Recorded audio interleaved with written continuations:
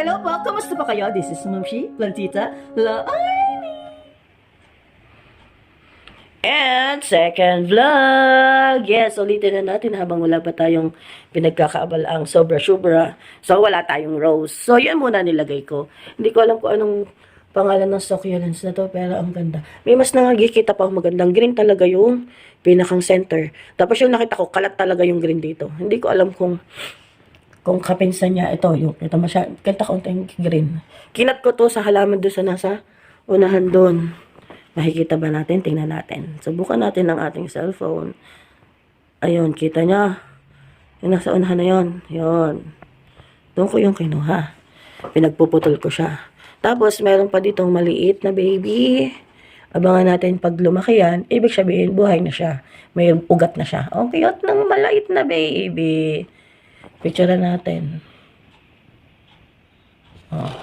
Tapos, ito yung bigay sa akin ni Kaley. Hinihiwalay ko na siya sa kasamahan niya. And sana gumanda siya dyan. Parang Wandering Joy na variegated. Ibang color. Kasi may violet at white niyan. Green at saka white. And may plain din yata na walang variegation. Green lang. Tapos ito yung bigay ni Kaley. Gaya sa akin. Bumawas ako dun sa binigay niya sa akin. Tapos, pinili ko yung maliliit para bagay sa ating maliit na bag. Ayan.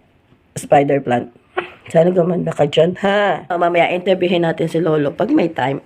Baka shy siya sa pag-i-interview.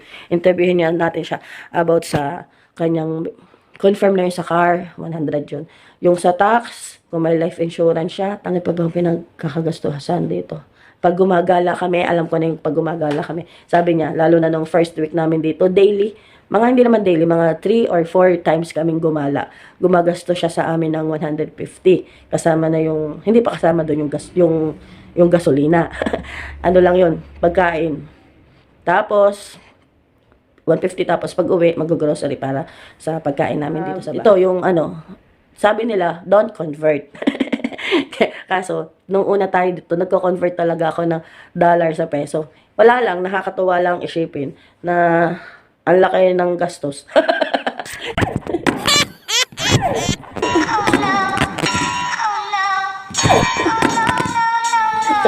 Yan, nalaglag. Tapos, nakakatuwa lang na yung coins nila dito, $2, $1, ang laki ng value. Samantalang sa atin, yung mga coins natin, halos ayaw nang tanggapin ng mga bata. Pag binigyan mo ng coins ng bata, babato lang sa iyo. Samantalang dito, yung coins nakakabili ng item sa mall, sa grocery. May nabibili ka na sa $2 na biscuit na malaki na. Kasi, magkano ba naman ang equivalent ng convert na naman? Basta, ang pera dito, nag-range siya sa palitan ng 33 hanggang 34 pesos sa atin dyan. O, magkano ga naman ang value ng coins? Bilawin mo yung coins ko, nakabili na ako ng Pringles, ng chocolates, coins lang ang binayad ko. And yun nga, bibihira dito yung pera, bibihira mo makita. Kaya ngayon, ang lalakarin natin kay Rapa Boy, ikukuha natin siya ng ATM para pag once na may bibilhin siya, meron naman siya nagagastos dun kasi may canteen sila dun sa school. Syempre, nag-level up ang lola nyo, magle-level up din si Rapa Boy. Level up tayo. Yun, para meron naman akong binigay sa kanya na coin purse na madaming coins. Pero, sabi ni Lolo, mas maganda na daw na meron na ring ATM si Rapa Boy. Huwag lang ipang date. Oh, no! Date agad, baby pa nga. Grabe. And so, mamaya, babalikan ko na lang kayo pag naka-prepare na tayo, pag nasasakyan na tayo, para ma-corner natin si Lolo sa pagsagot sa mga tanong natin. Paalalahanin ko lang tungkol sa car, sa tax. Tapos meron pa palang yung ayun ko kung anong sa tungkol sa sasakyan yun. Hindi ko alam kung every kailan yun, yung sasakyan na yun. Kung yearly siya or monthly. Dapat merong general check-up lagi yung sasakyan. Yun. Ibig sabihin nung sticker na yun, pasado siya. Yung quality ng sasakyan. Kasi nga, ang mga sasakyan dito, ang takbo niya mabibilis. So, hindi pwede yung kakarag-karag na sasakyan, kundi mababangga ka. Yun. And so, yun nga, dapat laging okay ang lahat ng parts ng ating sasakyan. And so, mamaya, babalikan na lang natin ang ating kwentuhan. Never convert. Kasi nga, pag nagko-convert ka daw, naiisip mo, ang mahal lang na nga nagagastos mo. Eh, yun namang ginagastos namin dito, yung mga kailangan. Kaya lang minsan, yung bibili ka ng chocolate, saka ng chichirya. Pero masarap yun. Yun, nakapagastos ka. Ang medyo mabigat-bigat lang dito yung mga dine-in, gaynon sa mga restaurant. Tulad nung, kahit nga yung mga, tulad nung ng McDo kami, nag-cost na agad yun ng 6, yung 6 na burger, saka may fries, nag-cost na agad yun ng 2.6, o McDo, tapos, mahilig sila sa KFC, chicken ang kanilang paborito. Sa McDo, walang chicken. Tapos yun, walang Jollibee. Tapos nung nag-dine-in kami, parang ang nagastos, magkano kaya nagastos namin? Parang kulang-kulang 2,000 din yung anniversary namin. Tapos, yun, mahal ang mga pagkain dito. Pero, okay naman. Kasi, wala lang. Ayun yun, ang kagandahan lang dito dahil nagbabayad ka ng tax, libre ang tubig. Pero dyan din naman sa atin sa Pilipinas, libre din ang patapon ng basura. Pakonsuelo na lang yung mag-aabot ka ng 20 kada hakot. Tapos, yung may mga tourist spot na walang entrance, yun. Kaya, yun talaga, pag may mga places na gayon, pupuntahan natin yun. And sa status ngayon, ay parang busy din kami kasi sa church. Tapos, busy din si Lolo. Ako, may work na, busy-busyhan na rin ang inyong lola. Tapos, yun nga, sa holiday, hindi ko alam kung makakapamasyal tayo. Sana naman, kahit dito lang sa malapit. So, baka hindi tuloy sa Hamilton kasi malayo 7 hours na travel sa sasakyan. So, sa road. 7 hours travel, dahil hindi natin kakayanin yon. Dapat matagal ang bakasyon. So, dito lang tayo sa malapit magbabakasyon. Abangan nyo kung saan tayo pupunta. Sana bukas. Ang ganda ng office. Yes. Daddy, interview na kita. Mamaya daw.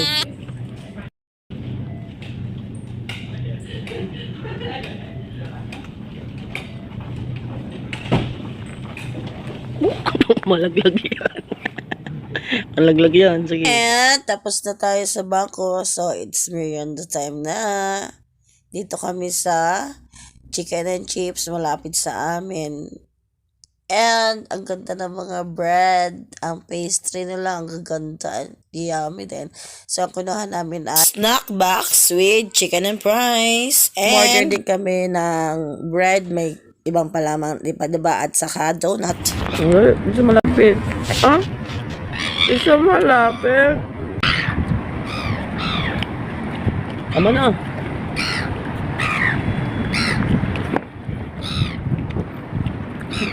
Pasip kumain dito. Oo, agawang ka. Ang sarap ng Europo.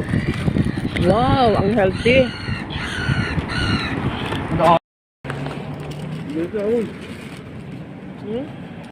Pinong. Ng ibon. Unahan ng ibon. Yung maya. Ayan, nandito kami sa street kumakain. Ang daming ibon lumalapit. Yan, nainit na. Mangingitim tayo. Naitin ka?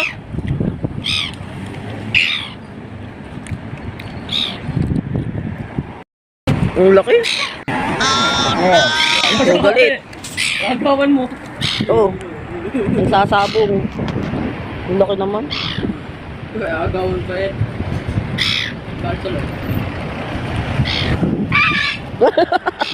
Ang yabang. Oh? Yung mga kasi.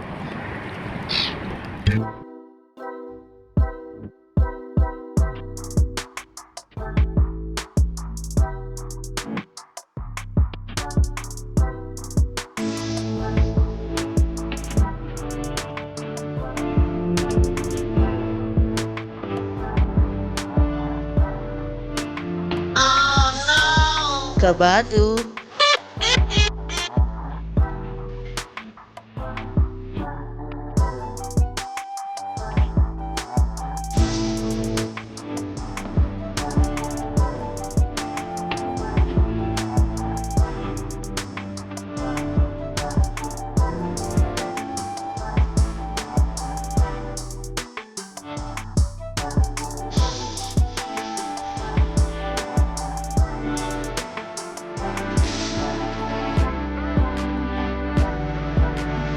Pogi ka. Ano ba ka? Pangit. Pangit ka? Naniniwala ka, pangit ka.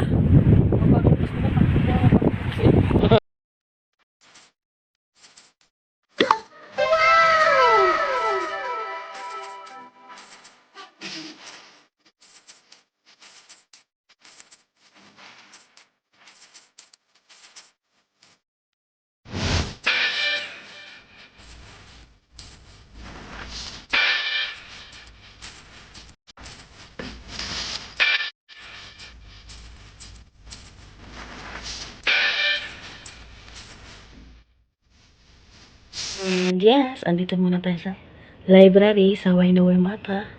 Tambay-tambay muna tayo habang nag-iintay sa wala. Magliputin muna natin ang library para sulit ang stay natin dito. Ano? Okay, let's go.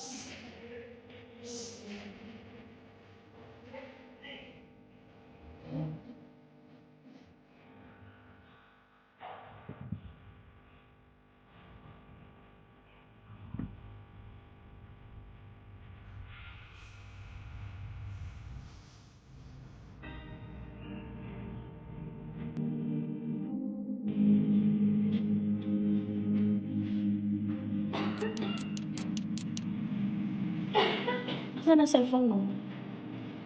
And may free wifi. O, saan ka pa? Tamang tambay.